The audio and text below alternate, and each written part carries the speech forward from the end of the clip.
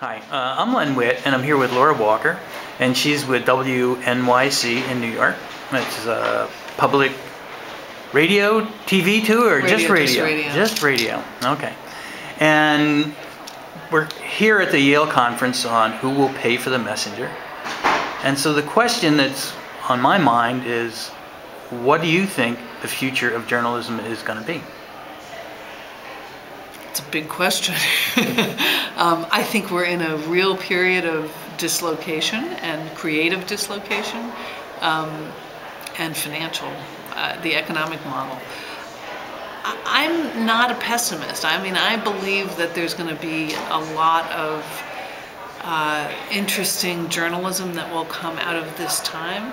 I think there are some and I think that the model of what a journalist is going to change from somebody who sits at their computer and, you know, calls up their sources and writes a report that is a one-way report to something that is a much more organic process that includes, you know, input from lots of people out there. I think it is, in many ways, it's harder to retain some of the journalistic principles, and you know, when you have so many sources and you have to check them all.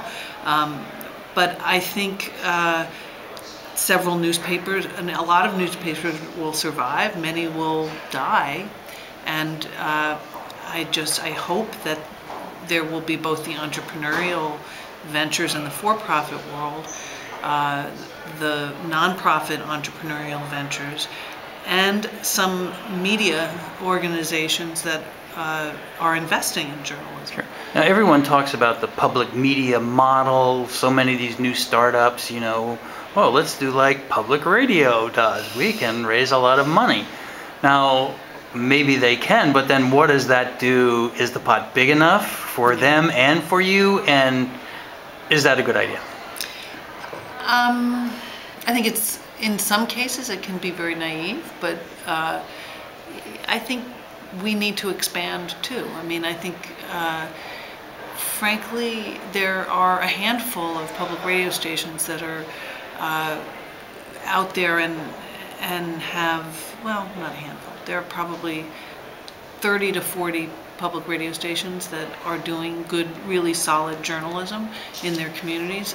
In terms of the philanthropic model, I think there's money out there if we all do good stuff, and I think it's really, frankly, about vision. Somebody like Paul Bass in New Haven is, you know, yeah, he can do that because he has vision and he has a way, he can raise money from foundations, and he's nimble and he's ambitious. So yeah, I actually think that it also will raise the bar for all of us. And so I don't think it's an easy model. I think it's actually harder, and I think it gets underestimated.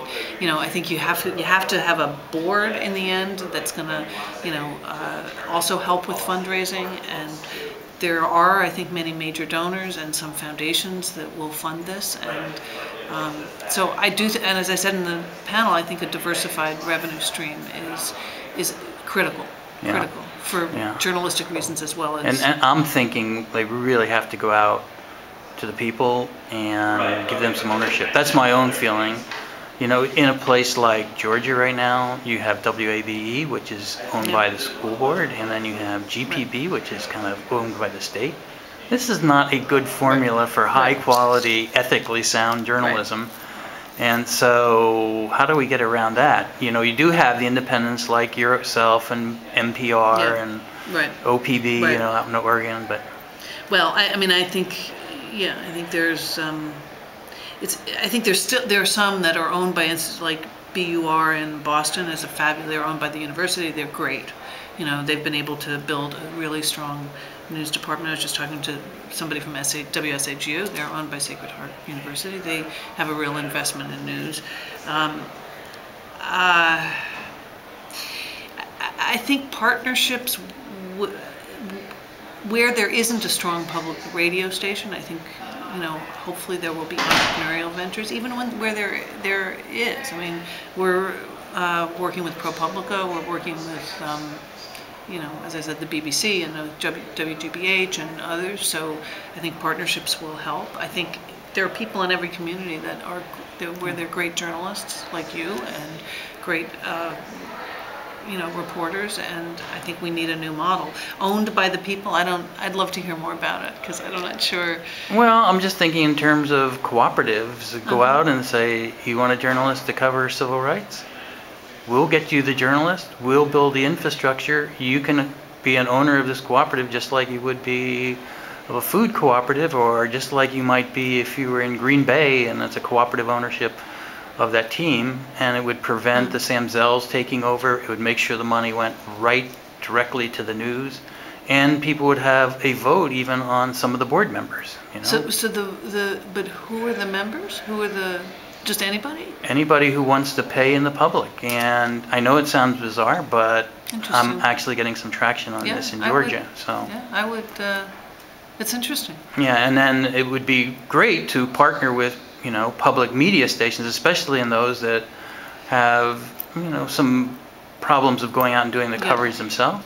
Yep. And then just kind of, it's like ProPublica, but rather than doing a just investigative reporting, this might be on civil rights, or it could be on endangered species, or yes, whatever. I think like vertical themes. Right. I think that's, somebody mentioned the Argo project, the NPR, that NPR is kind of a catalyst for, and that's really about, I think, 12 different streams of kind of more in-depth coverage. I think it's a very interesting model.